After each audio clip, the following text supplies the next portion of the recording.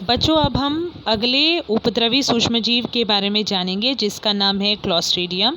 और ये जो आकृतियाँ आपको दिख रही हैं ये भिन्न भिन्न प्रकार के क्लॉस्ट्रीडियम हैं।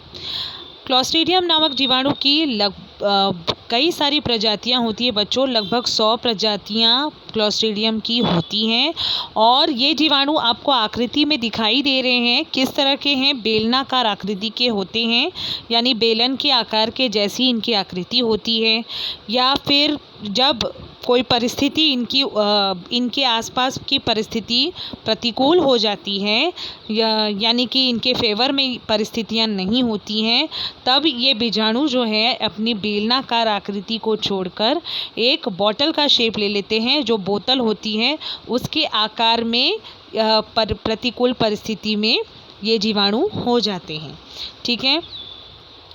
और इन जीवाणुओं को अपना जीवन जीने के लिए अनॉक्सी परिस्थिति की आवश्यकता होती है, अर्थात इन्हें ऑक्सीजन की उपस्थिति ज़रूरी नहीं है इनके लिए।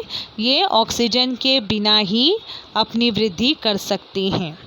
अब क्लॉस्ट्रीडियम से आप किस तरह परिचित हैं?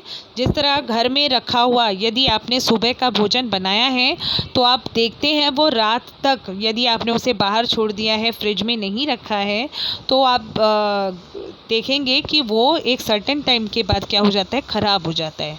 वो क्यों होता है? क्योंकि धीरे धीरे उस पकाए हुए भोजन में एक जीवाणु होता है क्लॉस्ट्रीडियम, उसकी मात्रा धीरे धीरे बढ़ती है और जिस जीवाणु के कारण पूरा का पूरा भोजन जो है वो विषाक्त हो जाता है, यानी कि पॉइजन बन जाता है उस फूड में। यानी ऐसा भोजन यदि कोई व्यक्ति खाता है तो उसे फूड पॉइजनिंग जैसे इश्यूज़ भी आते हैं। ठीक है ना।